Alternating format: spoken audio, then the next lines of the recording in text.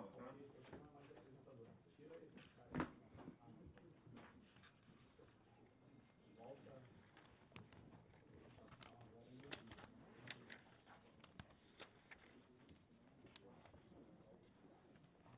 Tá pegando aqui? É bom você falar daqui que o microfone pega. Se eu estiver de pé, você vai, entendeu? Não, fala aqui mesmo.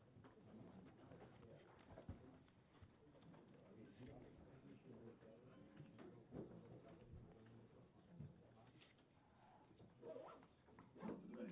É só compartilhar a tela do videoconferência. Tudo bem, eu estou vendo o PowerPoint, mas não estou vendo a imagem da sala. O Marco, né? Pode botar. Agora sim. Tem uma licencinha aqui. Passou? Passou? Passou. Ô, Marco. Marco. Ok, estou vendo.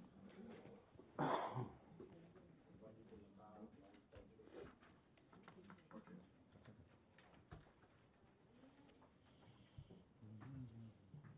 Vira, por favor, se puder fechar agora a apresentação para a gente poder ter a imagem aberta. Testando, Lucas, está me ouvindo? Obrigado. Está ouvindo? Lucas, está ouvindo? Alô? Está baixinho, fala de novo. Alô, Lucas, está me ouvindo? Ao seu comando, tá? Ok. Estou ouvindo, mas está baixinho. Vai na casa, falta um minuto. Ah, é?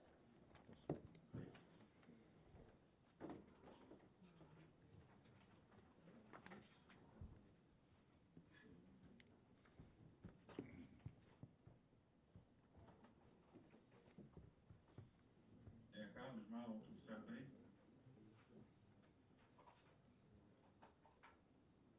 Tudo certo. Vou jogar o sinal.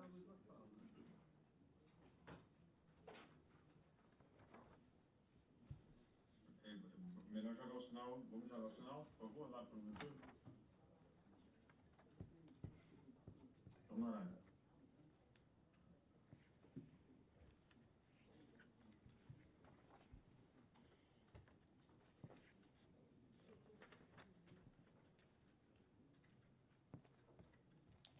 Quando a gente deu o sinal, a vida.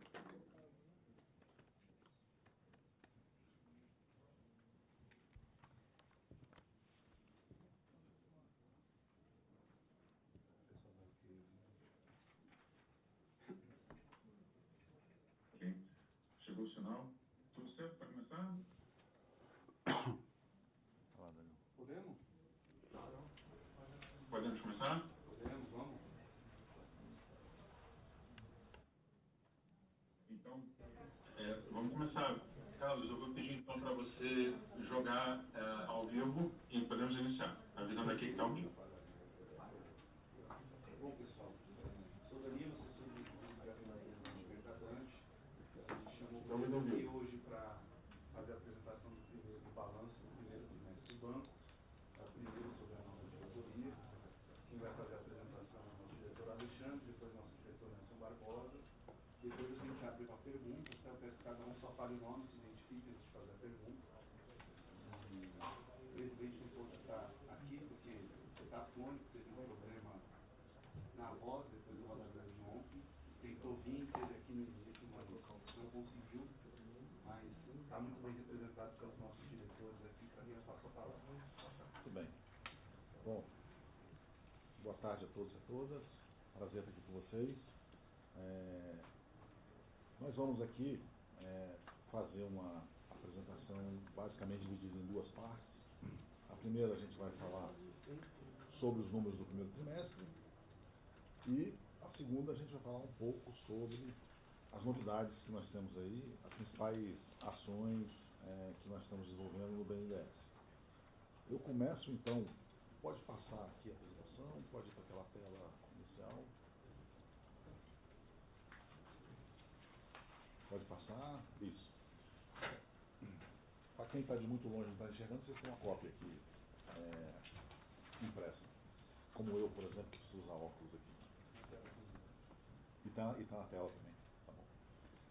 Primeiro a gente vai lembrar um pouco, nós em fevereiro divulgamos os números referentes ao ano de 2022.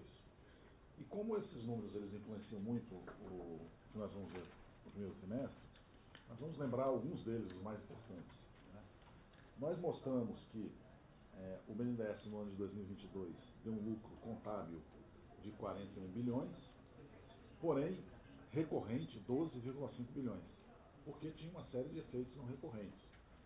Dentre eles, os principais, os dividendos recebidos da Petrobras, com cerca de 17 bilhões, venda de ações, dentre outros.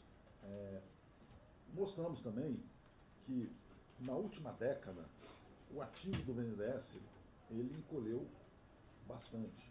Ele, em 2022, ele era cerca da metade do que ele era em 2014. E praticamente o mesmo ativo que ele tinha em 2008. Né? Isso em função das devoluções feitas ao Tesouro Nacional, que somaram 689 bilhões nesse período de 7 anos, a partir de 2015. Muito bem. Mostramos também que o desembolso do BNDES, que historicamente era cerca de 2% do PIB, em média, eu digo historicamente mesmo, indo lá para a década de 90, bem antes da crise de 2008, onde o BNDES teve uma participação maior, caiu para cerca de 1% do PIB nos últimos anos, né? Sendo que em 2021, por exemplo, foi 0,7% do PIB. Mostramos isso também. E mostramos que, nos últimos 7 anos, aquilo que o BNDES recolheu ao Tesouro, 689 bilhões, foi superior em 227 bilhões àquilo que foi efetivamente emprestado. Né? Colocamos isso para todo mundo. E, por fim, mostramos que o BNDES tinha um índice de inadimplência muito baixo, cerca de 0,13%, e uma Basileia bastante alta, cerca de 34% naquela ocasião. Bom, agora vamos aos números do primeiro trimestre. Pode passar. O primeiro número é o lucro líquido recorrente no primeiro trimestre, foi de 1,7 bilhões, uma queda de 28% em relação ao primeiro trimestre do ano passado e de 51% em relação ao quarto trimestre de 2022. Nós vamos explicar com detalhes o motivo dessa queda daqui a pouco, e todos vão entender. Em função dessa queda, o ROI, né, o retorno sobre patrimônio líquido, também cai para 5,3%. Basileia, ligeira queda, mas bastante confortável ainda, 33,1%. A carteira expandida, a carteira de crédito, 479 bilhões, ela ficou estável em relação ao quarto trimestre do ano passado. E os desembolsos do BNDES, em relação ao primeiro trimestre, subiram 29%. Em relação ao quarto trimestre, caíram 44%. E a inadimplência atinge uma marca muito pequena, 0,06%, ela já era muito baixa e ela cai ainda mais. Muito bem, adiante. Primeiro, nós falamos que o lucro recorrente foi de 1,7 bilhões, porém, o lucro contábil foi de 4 bilhões de reais. Os fatores não recorrentes ali, o mais relevante, mais uma vez, são os dividendos pagos pela Petrobras, 2,3 bilhões, mais do que o lucro recorrente. Né? Nós colocamos como não recorrente porque nós não temos convicção, até achamos que ele não deve se repetir neste montante nos próximos trimestres. Muito bem. Indo adiante, nós vamos ver como é formado esse lucro contábil do BNDES, os 4 bilhões. 4,4 bilhões vem da intermediação financeira, 2,3 bilhões de participações societárias, basicamente os dividendos da Petrobras, 700 milhões de reais ainda de recuperação de crédito. Nesse período a gente teve uma PDD positiva, né, no mês de primeiro trimestre. Depois, jogando para baixo, as despesas, 1,4 bilhões e 2 bilhões em tributos, o que chegamos no resultado de 4 bilhões. Segundo, olhamos aqui os trimestre, comparando o primeiro trimestre do ano passado, quarto trimestre do ano passado e o primeiro trimestre desse ano, os principais itens que compõem o resultado do BNDES. A intermediação financeira líquida, aqui nesse caso é líquida, nós vemos que ela tem uma queda. Também vamos explicar o motivo dessa queda, que é a principal razão da queda do lucro recorrente. A participação societária, que é um ganho não recorrente, ela cai bastante. Esse 9,9 bilhões que teve no primeiro trimestre do ano passado, ele é muito influenciado por vendas de participações societárias. Algumas participações que foram vendidas como JBS, que estavam avaliadas a valor de patrimônio, passam a ser avaliadas a valor de mercado, gerando um ganho extraordinário. Por isso essa distorção toda. E líquido, a gente tem um resultado de 1 bilhão nesse primeiro trimestre. Outros resultados estão aqui, e por isso uma queda no resultado contábil de 12,9 para 4, 12,9, 7,5 em quarto trimestre para 4 agora nesse trimestre. Agora sim, vamos falar um pouco sobre os motivos principais. O resultado recorrente do BNDES cai em relação ao quarto trimestre, quase 50%, de 3,4 bilhões, lá no início eu mostrei, né? 3,4 para 1,7. Nós podemos falar de dois grandes motivos. O primeiro deles, e o mais relevante, é o seguinte. Nós mencionamos aqui que o Tesouro o BNDES vem devolvendo ao Tesouro todos os recursos que foram aportados ao longo desses últimos anos.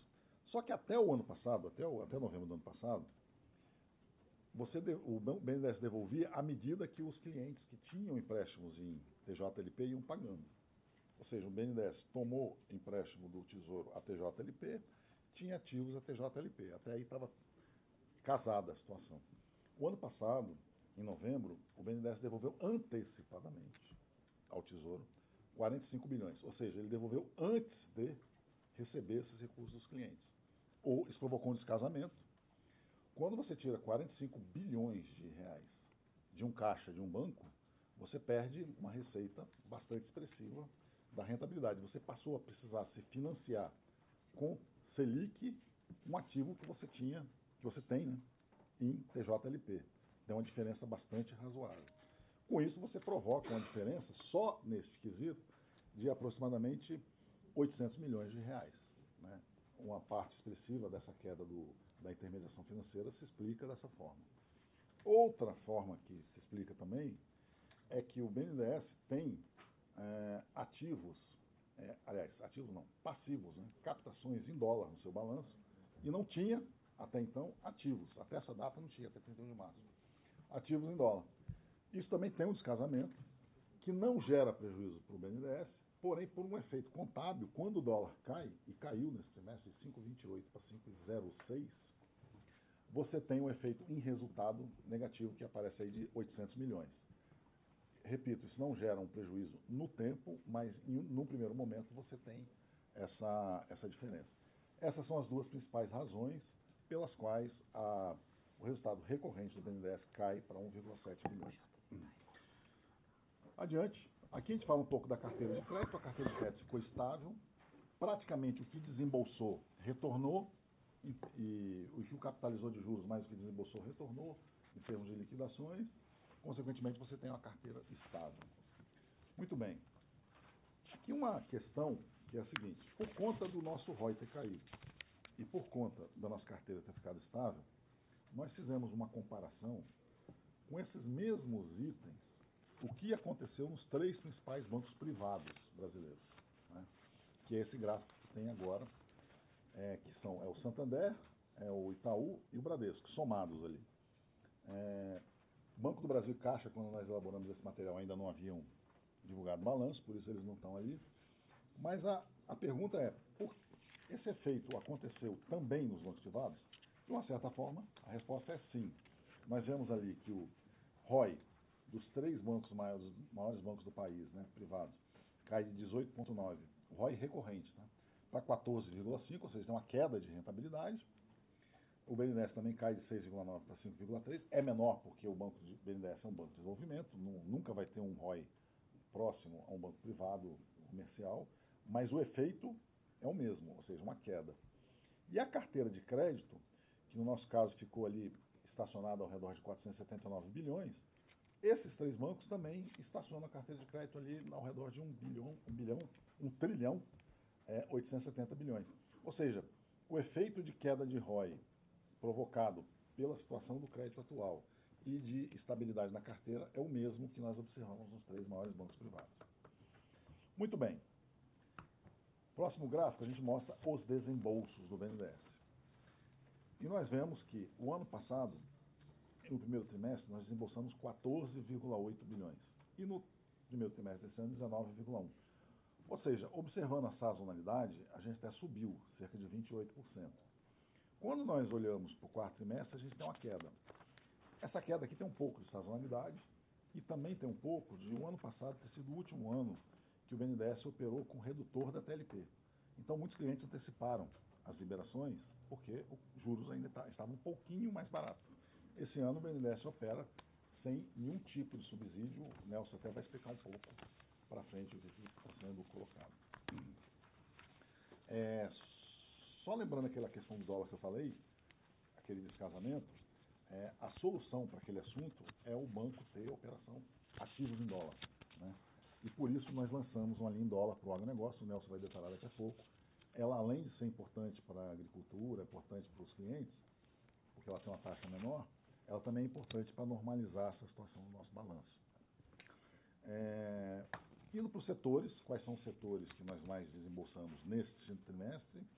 Nós temos aqui a indústria com 6,1 bilhões, com um crescimento de 84% em relação ao primeiro trimestre do ano passado, e uma pequena queda em relação ao quarto trimestre.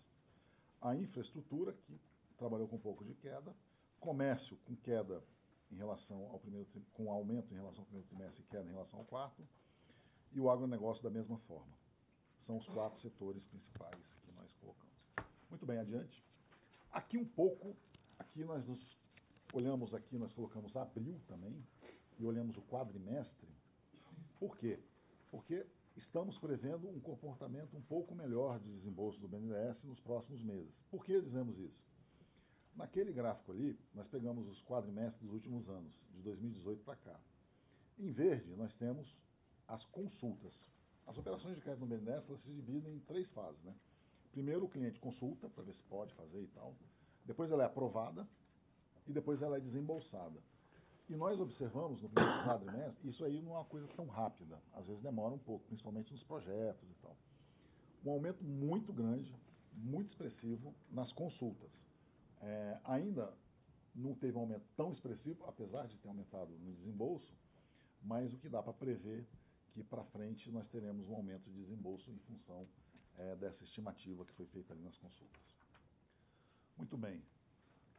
Esse gráfico, ele mostra um item que não está no balanço do banco, mas que o BNDES é diretamente responsável, que é o FGI-PEAC. FGI-PEAC é um fundo garantidor criado pelo governo na época da pandemia, onde o governo põe um recurso e esse fundo ele serve como avalista, né, como fiador, como garantidor de operações de crédito operadas pelos bancos, né? Então os bancos se conveniam esse fundo e fazem operações e tem até 80% do seu crédito garantido por esse fundo. Com isso, os bancos conseguem operar com empresas que normalmente eles não operariam, porque ele tem uma garantia maior, né? Então ele combate um pouco a aversão a risco que existe, principalmente com micro, pequenas e médias empresas. Este fundo, ele vinha tendo um comportamento de queda ao longo dos últimos trimestres, como a gente observa aqui. E por que nós colocamos ele aqui? Porque em abril nós fizemos uma mexida estratégica, onde nós deslocamos o limite dos bancos que estavam trabalhando melhor o fundo e realocamos esses limites, e com isso foi possível disponibilizar mais 21 bilhões de recursos para pequenas e médias empresas, micro, pequenas e médias empresas. E em abril já saiu aproximadamente 8 bilhões de reais. Então a gente deve ver nos próximos trimestres um aumento dos recursos colocados nessa modalidade. Adiante. Temos aqui agora, assim como não teve muita modificação aqui, as nossas participações acionárias, elas estão muito próximas daquilo que eram no fechamento de dezembro, uma concentração forte em Petrobras, JBS, Eletrobras e Copel, sem muitas alterações. Na próxima a gente vê o nosso funding, que é formado principalmente por recursos do FAT, também sem muitas alterações, estável em relação ao último trimestre do ano passado. Finalmente, inadimplência. Inadimplência tem um comportamento interessante. A linha tracejada vermelha, nós observamos um aumento da inadimplência no mercado para pequenas e médias empresas, né? É a linha tracejada vermelha, ela chega a 3,33%. A linha tracejada azul é a inadimplência para grandes empresas, que nós percebemos que ela vinha tendo um comportamento estável e a partir de janeiro, dezembro no caso, né, ela dá um salto para 0,53%. Muito provavelmente as recuperações judiciais que foram anunciadas recentemente já têm impacto aqui nesses índices. Porém, a do BNDES, que é a verde, ela cai. Ela sai de 0,13 para 0,06. Uma curiosidade, tanto Americanas quanto o Light são públicos esses dados, né, e o BNDES divulga os clientes publicamente. A exposição, no caso da Americanas, do BNDES, ela existia, mas ela foi solucionada com fiança bancária, então zero de prejuízo. E Light, a nossa exposição é menos de 10 milhões de reais, é de 8 milhões e 700 mil reais. Então, a gente conseguiu aí, vamos dizer, não ser prejudicado, pelo menos por hora, por essa onda de RJs que estão acontecendo no mercado. E, finalmente, encerrando aqui a primeira parte da apresentação, nós temos aqui o índice de Basileia, 33,1, e o índice de Basileia, esse é o total, né? E o índice de Basileia, capital principal, 27%. Bem acima do mínimo regulatório de 10%, e bem acima da média dos bancos de desenvolvimento, que é em cerca de 15% de Basileia. Muito bem, eu vou passar para o Nelson aqui, que continua a apresentação falando um pouco para frente, né, Nelson? E na sequência a gente volta para responder as perguntas. Bom, obrigado, boa tarde a todos e todas.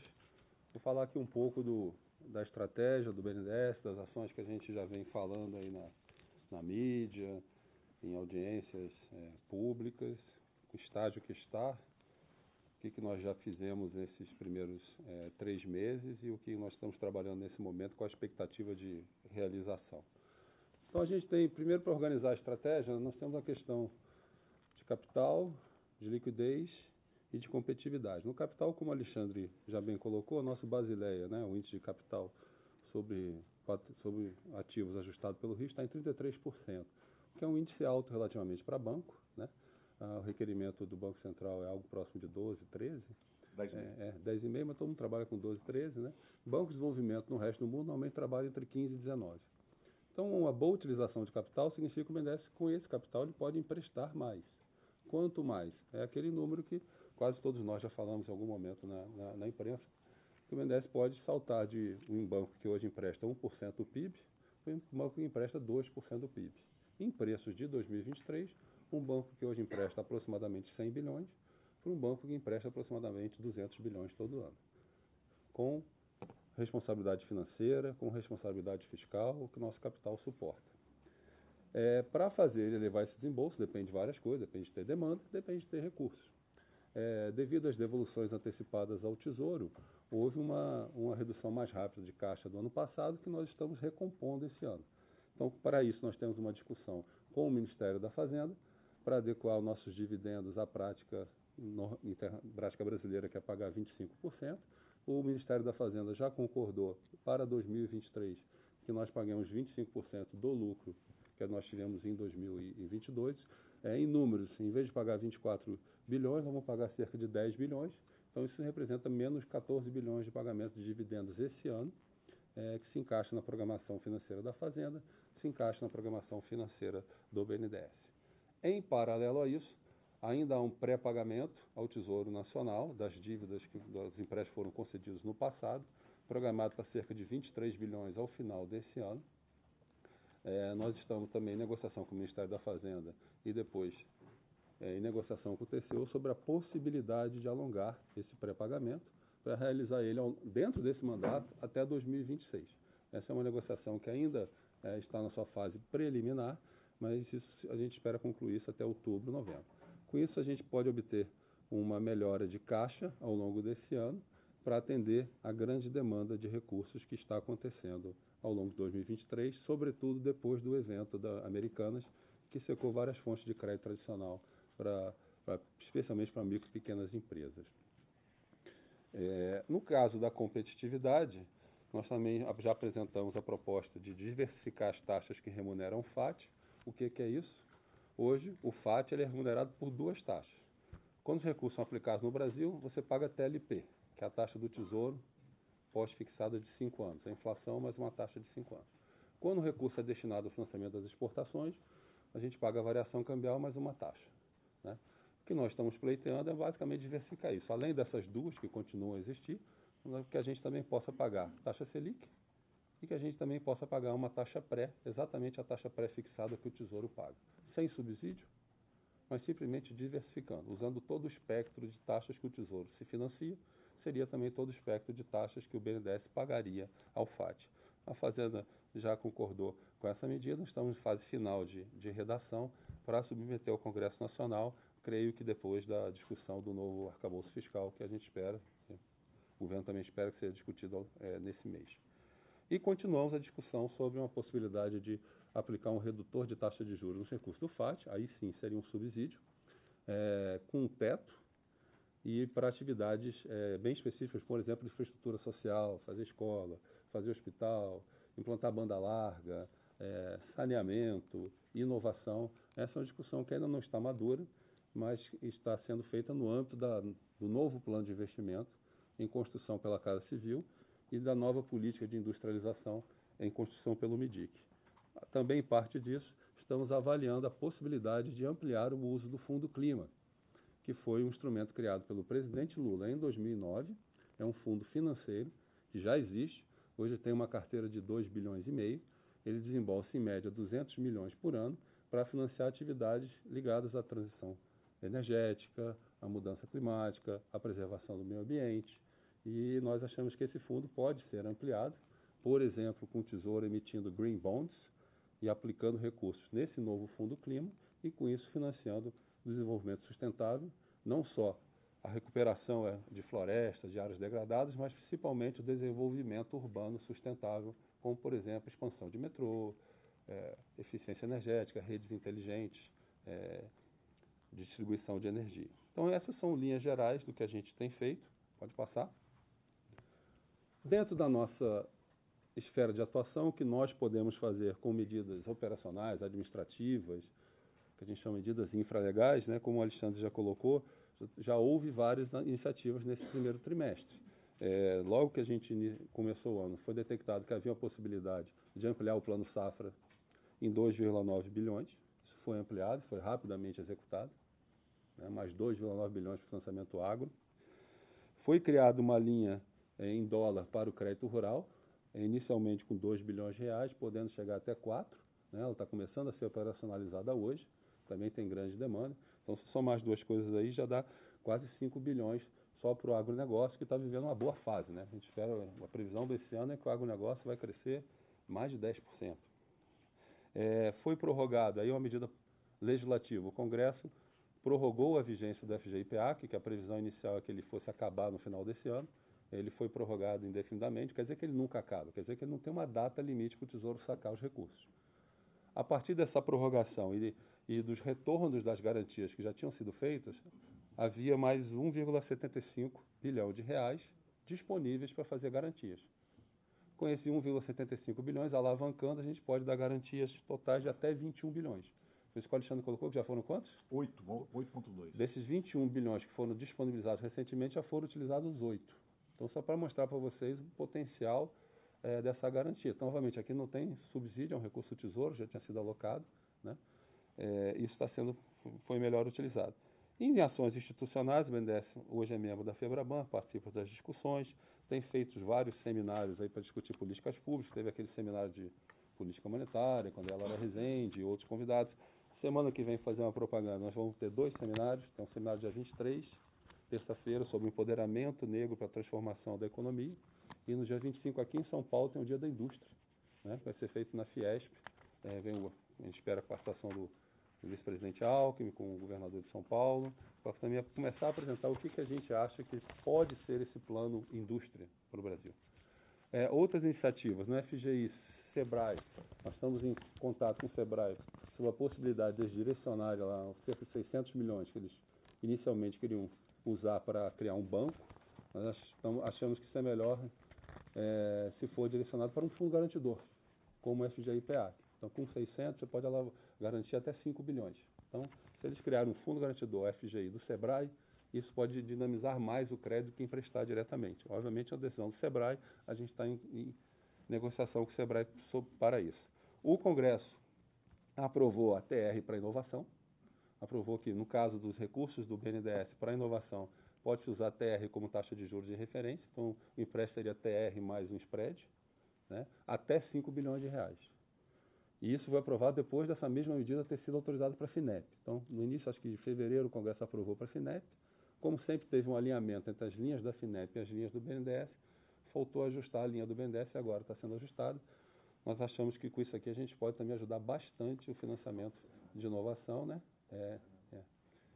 Isso foi aprovado na Câmara e agora está no Senado, né? Captações internacionais. Vamos retomando captações internacionais. Já foi aprovado pelo Senado a captação de 750 milhões do BID, que tinha sido oferecido no governo anterior, mas não tinha sido aproveitado. Nós achamos que essa taxa é competitiva. O presidente do BID, que é brasileiro, William Goldfein, veio aqui, sugeriu e solicitou que a gente utilizasse essa linha, e assim fizemos. Na viagem recente à China, o presidente Mercadante negociou um empréstimo junto ao China Development Bank, total de 1,3 bilhão de dólares, sendo 800 milhões numa linha de longo prazo, 500 milhões numa linha de curto prazo. Estamos em fase final de assinar e, juntando essas duas medidas, vai dar algo próximo de 2 bilhões de dólares de fundo adicional ao BNDES, mais ou menos 20 bilhões de reais de fundo para o BNDES, que pode ser direcionado, ou seja, para essas linhas em dólar, domésticas, ou seja, para o financiamento do comércio exterior ou financiamento de infraestrutura. Em paralelo a isso, na estruturação de projetos, pode passar, por favor? A fábrica de projetos continua ativa, operante e crescendo. Tá? Hoje nós temos 129 projetos em execução, em estruturação do BNDES.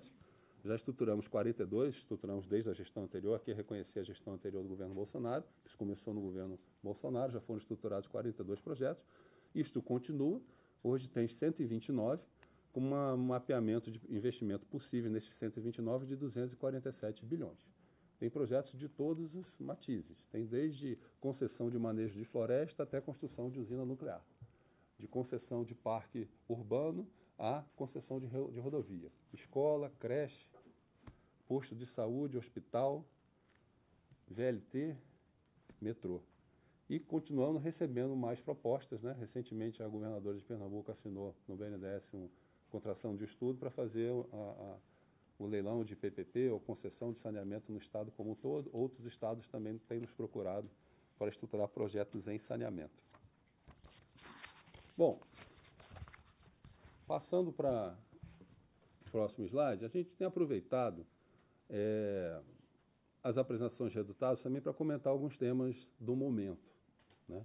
Na apresentação do resultado anterior, nós comentamos a redução do tamanho do banco, quais as perspectivas, por que a gente acha que o BNDES é um banco necessário para o desenvolvimento, qual o papel do BNDES, do novo BNDES. Então, nós queremos usar essa apresentação desse primeiro trimestre para discutir uma questão que está na mídia, que é a questão do crédito direcionado, seu eventual impacto na política monetária e o papel dos bancos públicos.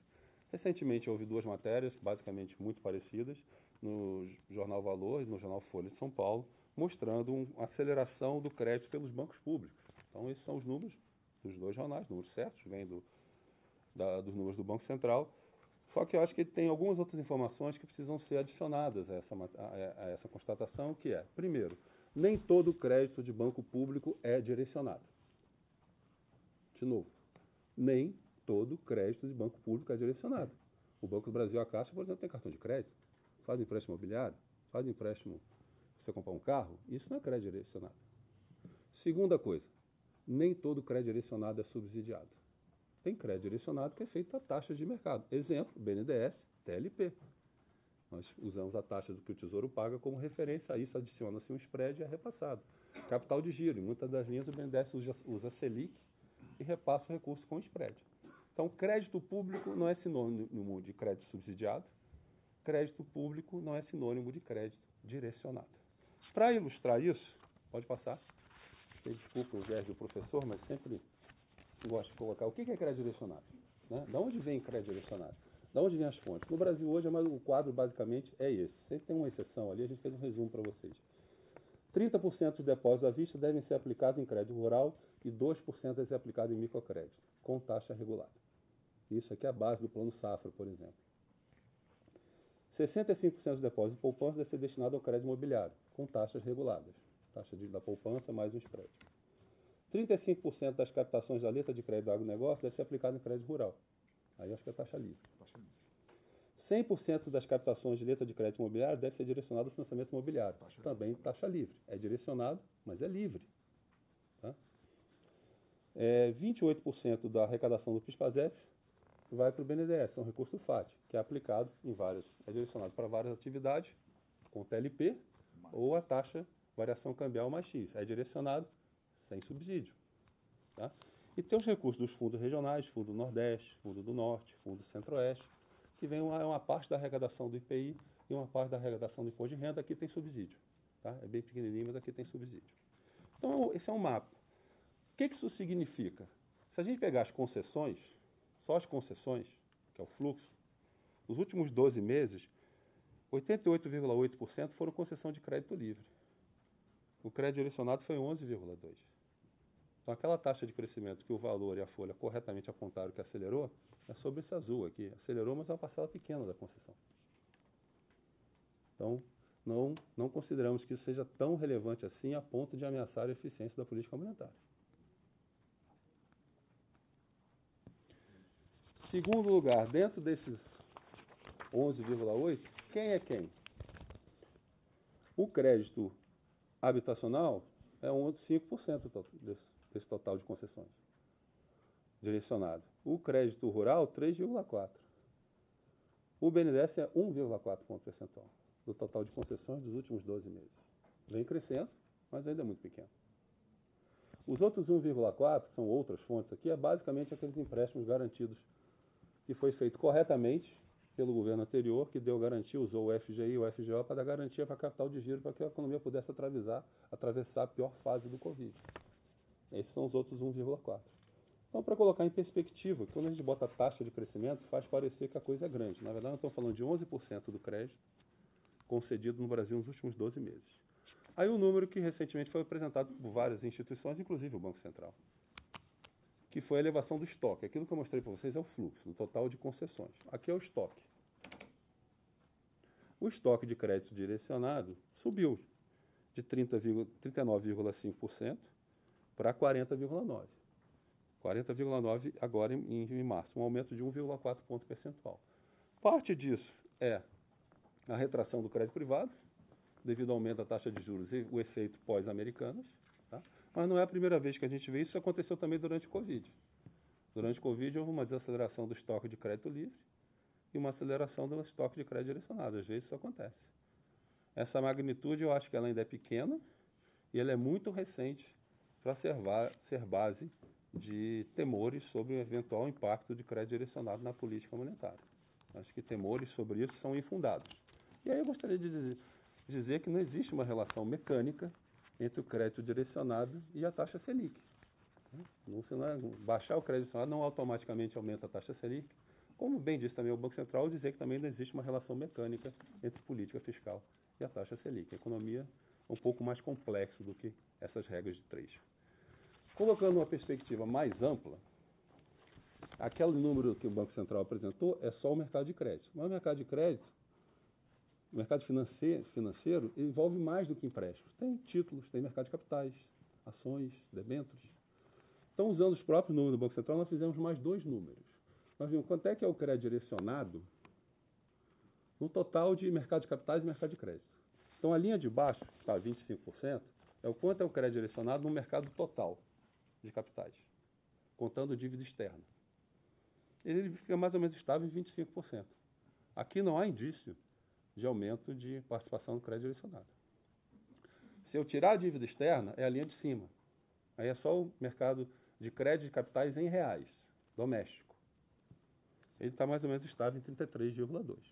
Então, se eu pegar uma perspectiva mais ampla e considerar o mercado financeiro como um todo, pelo menos até agora a gente não vê nenhum aumento da participação do crédito direcionado que possa gerar temores sobre a eficiência da política monetária. Isso não é opinião, isso é um fato. Pegando o crédito direcionado e dividindo o crédito direcionado, voltando para aquele crédito direcionado, quem é quem? Quem expandiu bastante nos últimos anos, eu acho isso positivo, é o crédito direcionado para habitação. Hoje é 45% do total. Isso é uma coisa que vem de lá de 10 anos atrás. Né? O BNDES já chegou a ser 55% do crédito direcionado, hoje é 20,7%. O crédito rural recentemente vem crescendo, porque o agronegócio está vivendo uma boa fase.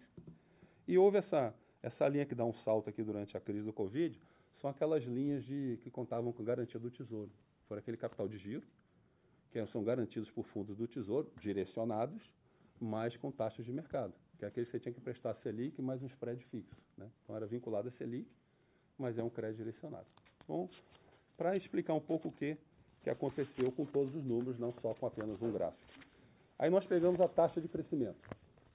A taxa de crescimento do crédito direcionado, a linha verde, ela acelerou de 4,9 ali no meados de 2022 para 9,1. A taxa de crescimento do crédito livre desacelerou de 10,8 para 5,6. A vermelha, o total, é a média. Então houve uma aceleração sim do crédito direcionado, e aí o próximo slide mostra de onde veio essa aceleração. Essa é uma decomposição, que a gente chama de decomposição da taxa de crescimento. O que contribuiu com esse crescimento de 9,1? Então, se a gente pegar aqui a última barrinha, esse 9,1, do 9,1 de crescimento, 4,1 ponto percentual foi crescimento do crédito rural. É o agronegócio, tendo um bom desempenho, tomando mais crédito. Aqui não está o número, eu peço desculpa, depois o pessoal vai botar o número para vocês, dá mais ou menos mais 4 e pouco, é crédito habitacional. O BNDES é essa parte vermelha aqui, quase imperceptível. Sendo que o BNDES foi fator de contração até recentemente, até novembro de 2022, o BNDES é um fator de contração. Então o BNDES agora, o Alexandre começou a colocar agora, com o BNDES no final do ano passado, na gestão ainda do Bolsonaro Montezano, e no primeiro trimestre desse ano, que o BNDES começou a ampliar a sua participação no crédito direcionado. E aqui a gente identificou, que não dá para não falar, durante o Covid, aquela barra azul ali foi, o que eu acho correto, os empréstimos direcionados baseados em fundos garantidores oferecidos pelo governo.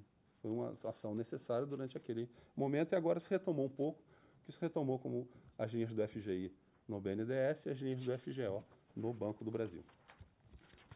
O próximo, estou quase concluindo, os próximos slides mostram o que do crédito direcionado, o estoque, né, o valor aí, o que é a taxa regulada, você pode dizer que pode ter algum subsídio, o que é a taxa de mercado. A partir da criação da TLP, a participação de taxa de mercado em crédito direcionado vem subindo. Então, grande parte do crédito direcionador está sendo cada vez mais feito com taxa de mercado. O fato de ser direcionado não quer dizer que é subsidiado. São duas coisas diferentes. Pegando a última barra daquele gráfico, a gente fez essa quebra para vocês. Do crédito direcionado hoje, qual seria a classificação? Então, 25% do crédito direcionado é crédito rural regulado, ou seja, com taxas reguladas. Aquele que é o direcionamento de depósito à vista, que vai para o Plano Safra. 24% é crédito habitacional regulado, é crédito com depósito de poupança. Depósito de poupança é direcionado para a poupança com uma taxa regulada. O rural, a taxa de mercado é 18,9%. Habitacional, a taxa de mercado é 6,3%. Outros regulados, que são essas linhas de capital de giro, que contam com garantia do Tesouro, são 12,9%. E o BNDES é 12,3%. Então, eu acho que até para contribuir para a qualidade do debate econômico, a gente tem que começar a separar as coisas. Uma coisa é crédito de banco público, outra coisa é crédito direcionado, outra coisa é crédito subsidiado. Uma coisa não é sinônimo da outra. Tá? E, por fim, para mostrar, na carteira do BNDES, o que conta com subsídio hoje, conta com subsídio principalmente do Plano Safra. É um subsídio aprovado pelo Congresso, que consta na lei orçamentária, feito de modo transparente.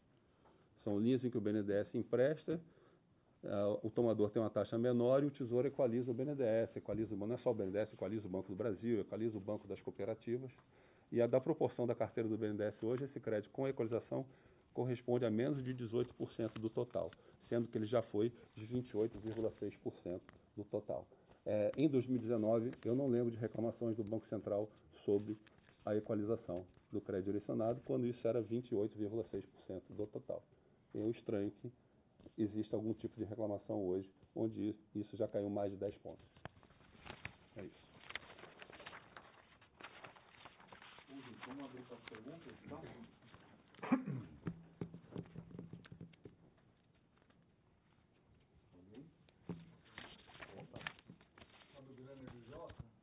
Eu tenho duas questões. Uma é sobre o resultado empírico do Dr. Alexandre. queda do lucro, inclusive do lucro recorrente, tem algum fator que já deriva da nova gestão, que ocorreu por alguma mudança de gestão e que afetou esse resultado, ou só esses fatores que vieram do passado ali que pesaram? E a minha segunda pergunta para o diretor Nelson é sobre essa questão da relação mecânica, de não haver relação mecânica com a política monetária. Você mencionou olhando o passado até agora, até o presente, mas o próprio banco está anunciando que vai dobrar seus desembolsos, sua participação, os outros bancos públicos também, o presidente Lula quer que aumentem sua atuação. Então, assim, olhando para frente, não haveria motivo para o Banco Central ter um pouco mais de preocupação mesmo com essa trajetória que está se desenhando politicamente? Bom, respondendo a primeira pergunta, depois eu passo para o Nelson, nenhum fator. Até porque não daria tempo, né? Nós assumimos aqui, a maioria dos diretores assumiram em fevereiro e março, né? Então não daria tempo. Todos os fatores que motivaram a queda advêm de situações pretéritas, né? O principal é a diminuição do caixa do BNDES. Veja bem, você tem 45 bilhões no caixa e você deixa de ter, você perde receita em volume significativo. E é um fator que vai se perdurar por algum tempo. Por quê? Porque o descasamento continua. Nós continuamos tendo que captar a Selic para fazer frente a empréstimos que foram concedidos ao TJLP. Por quê? Porque os recursos foram devolvidos antecipadamente. Essa é uma questão matemática e ela vai perdurar por um bom tempo ainda. Por quê? Porque eu continuo tendo que fundear, né, vamos chamar a palavra mais correta, o recurso que está emprestado à TJLP captando a Selic. Simples assim. E o Nelson mencionou aqui a devolução que ainda tem que ser feita no final desse ano. Se nós formos, espero que sejamos bem-sucedidos em prorrogar isso, não teremos mais problemas de descasamento. Se tivermos que pagar esse ano, em novembro, esse problema dobra. Apesar do valor ser a metade, ele dobra. Por que ele dobra? Porque ele está fundeando as operações mais longas. Então, assim, é uma questão gerada anteriormente. Essa questão de você ter, um outro ponto também que foi colocado aqui, né? De você ter no seu passivo dólar, né? Fazer um hedge, isso não é um prejuízo econômico, mas ele tem efeito no resultado quando o dólar cai. E tem um efeito positivo se o dólar voltar a subir. É uma situação também de volatilidade que a gente vai ter que lidar com ela enquanto a gente constrói ativos em dólar, que aí a situação fica equilibrada. Mas deixando bem claro, tudo se refere às situações anteriores. Num banco é muito difícil você mudar o resultado com medidas no próprio trimestre. Normalmente os efeitos de uma administração surgem 2, 3 trimestres depois. Bom, sobre a questão do crédito direcionado, acho que essa pergunta é muito boa. Primeiro, assim, é uma crítica válida. Tendo em vista o que foi feito no passado, é válido que haja temores de que possa ser feita a mesma coisa no futuro. Já houve períodos em que o crédito direcionado cresceu muito, a diferença em relação à Selic chegou a 7 pontos. E isso tem efeito sobre a eficiência da política monetária. O que eu posso dizer em resposta a isso foi o que nós já temos dito várias vezes, e acho que é importante repetir. Primeiro, o que nós estamos propondo é um aumento do crédito do BNDES com captações de mercado, com captações externas e com captações domésticas via LCD. Então, a taxa que nós vamos praticar é a taxa que nós vamos captar, mais um spread, como acontece com a LCI, como acontece com a LCA. Se a LCA do Banco do Brasil não cria problema na política monetária, se a LCI da Caixa não cria problemas na política monetária, por que a LCD do BNDES o faria? Então, novamente, seria um crédito direcionado, mas não subsidiado. Segunda coisa, no que a gente coloca e sugere que haja um subsídio, que é os recursos do FAT ou eventualmente recursos do Fundo Clima, é um subsídio limitado, com teto, com transparência, com valor presente incluído no orçamento, para atividades que geram altos retornos sociais para o Brasil. Para fazer escola, para fazer hospital, para fazer transição energética, para fazer metrô. Então, nós não estamos propondo o BNDES do passado. Eu estou propondo o BNDES do futuro. E eu acho que isso merece pelo menos um voto de confiança. Assim como a política monetária merece um voto de confiança, que às vezes é preciso você subir o juro, tomar um remédio amargo para baixar a inflação, nós estamos dizendo que às vezes é necessário sim você ter subsídio em algumas linhas temporariamente, porque os efeitos disso a longo prazo serão muito mais positivos do que o custo dela no curto prazo. E aí só acrescentar, sim, pode ter um subsídio, que pode ter um custo fiscal e pode temporariamente afetar a eficiência da política monetária. Este é o lado do custo. Mas e o benefício? O benefício é melhorar as condições de vida da população, melhorar a infraestrutura do Brasil, melhorar a produtividade do Brasil, que inclusive vai ajudar a controlar a inflação mais à frente. Então a gente tem que olhar para o benefício também, não só para o custo. A maioria das críticas a nossas propostas parte do pressuposto que não haverá benefício nenhum. Ela parte do pressuposto que toda e qualquer iniciativa que eventualmente for subsidiada vai dar errado. Aí vocês me desculpem, a conclusão já está na premissa, né? Se eu assumo que vai dar errado, adivinha? O resultado está errado. Então eu acho que a gente tem que saber usar esse instrumento. Tem casos no Brasil em que ele foi mal utilizado. Tem casos no Brasil em que ele foi bem utilizado. Veja, por exemplo, o boom de energia solar, geração solar, fotovoltaica, geração eólica, que foi fruto de incentivos tributários que foram dados recentemente. Então, há casos de sucesso, há casos de fracasso. Nós estamos nos baseando nos casos de sucesso e, principalmente, queremos fazer isso com transparência, submetendo todas as questões ao Congresso Nacional, à fiscalização, e principalmente de vocês, que eu sei que vão fiscalizar na última vírgula se a gente está aplicando o dinheiro direito. Pergunta. Queria que o senhor falasse, pode dizer o nome? William, da Globo News. Sobre o desejo de dobrar o número de desembolsos do BNDES. Eu queria saber se isso já é para esse ano, em relação ao que foi o ano passado, e se isso pode, por exemplo, ou se você puder falar os setores que podem ser mais beneficiados com isso, porque a gente vê aqui que infraestrutura, que é justamente o ponto que você está tocando, sofreu bastante, teve menos recursos que qualquer base de comparação. Então, falando nesse BNDES do futuro, eu queria saber, dobrar os desembolsos vai beneficiar qual setor mais especificamente? Bom, primeiro tempo, não é para esse ano. Nós estamos falando isso uma meta até 2026. Tá? Isso leva tempo, não vai acontecer rápido. Esse ano nós estamos com a previsão de manter em torno de 1% do PIB, talvez um pouco mais. Então, esse é um processo que vai levar tempo. A maior parte desse crescimento a gente espera que seja a partir de 2024, quando a economia brasileira a gente espera que também acelere, né? Feitas as reformas, reduzindo a incerteza, quando a curva de juro cair, né? Inverter, desculpe.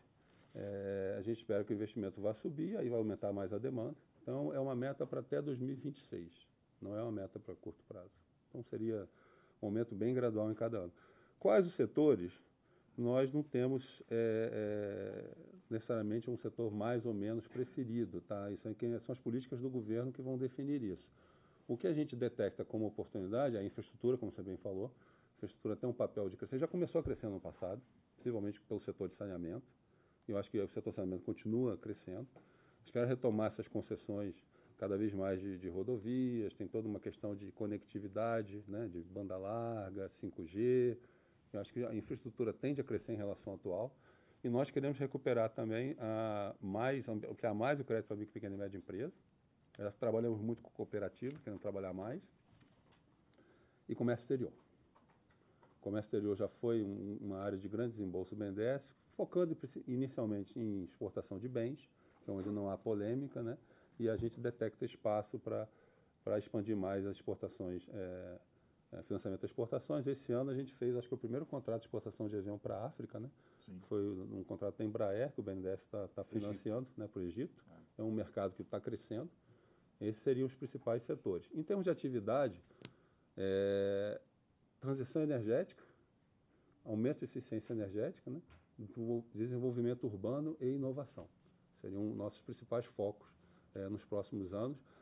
Mas essas prioridades são definidas no âmbito de uma política de desenvolvimento mais ampla, que é construída pelo governo federal, lá no novo plano de investimento da Casa Civil, e no novo plano de industrialização que o MIDIC está formatando.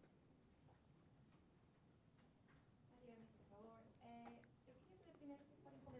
mais como está essa discussão aí com a Fazenda aí, sobre os postergar os pagamentos, como é que estaria a simplicidade deles, mas não seja uma coisa um pouco mais tranquila, que não envolve primários, como envolveu antes. E também, se abrir essa fala sobre os desembolsos, se a gente pode entender, então, que nos próximos trimestres vai ficar meio estável, porque vocês falaram que é esperado um certo, uma melhora nos próximos trimestres, né? Então, assim, pensando em curto prazo, o que a gente pode esperar dos desembolsos? O desembolso, eu acredito que deve haver uma melhora contínua. Porque, assim, apesar de nós estarmos operando sem nenhum tipo de subsídio, existe uma demanda de crédito muito grande. Existe uma certa aversão a risco no mercado. E o BNDES tem sido muito procurado em tudo quanto é situação.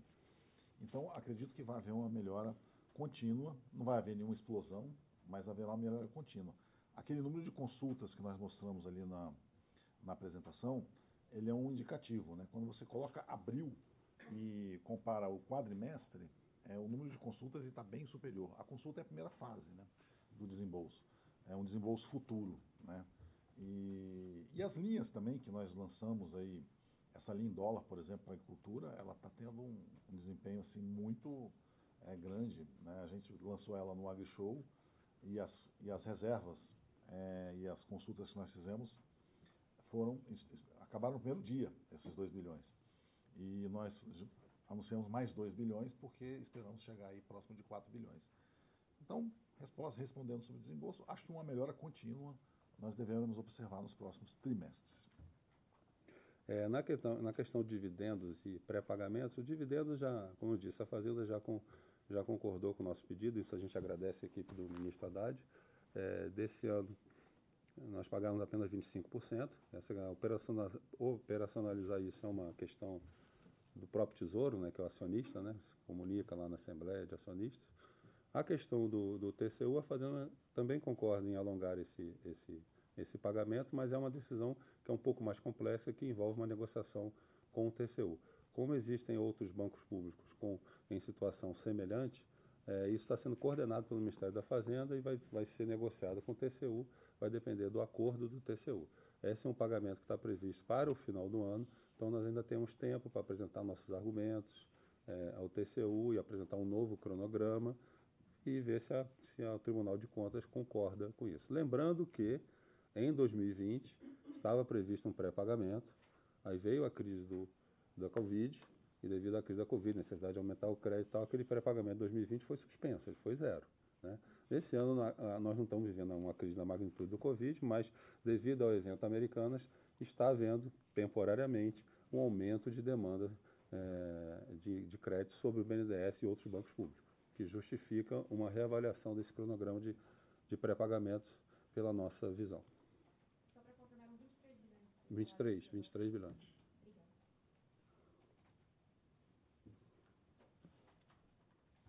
Mais alguém? Eu queria fazer uma pergunta, por gentileza, sobre o novo programa de desenvolvimento, pode se chamar PAC 3, né? Novo programa de investimento. Existe já um prazo? Que estágio está a estruturação desse programa? Os senhores poderiam atualizar a respeito do... Olha, nós participamos das discussões, mas esse é um programa que está sendo construído pela Casa Civil. A expectativa é finalizar as discussões ao longo desse mês, para que ele possa ser anunciado, pelo menos até, eu acho que o início de junho. Mas quem melhor pode responder essa questão de cronograma é a Casa Civil. Em relação, cheguei um pouco atrasado, desculpa, mas sobre a tomada de crédito também que vocês pretendem, né, alavancar. Como aconteceu com Americanas e outras empresas também que estão sendo vistas, tem algum cuidado por parte do BNDES para não emprestar e depois colocar lote? Bom, primeiro que a nossa área de crédito, nosso desembolso, né, ele uma parte, 60% dele é desembolsado através de operações indiretas, ou seja, através dos bancos, né? E, nesse caso, o recurso é do BNDES e o risco é dos bancos. Então, nesse caso aí, a inadimplência nossa só ocorre se um banco desse tiver um problema, né, que não vem acontecendo nos últimos tempos. Com relação às operações diretas, a área de crédito do BNDES é extremamente competente, e aí não é uma gestão nossa, é uma coisa histórica aqui dentro do BNDES.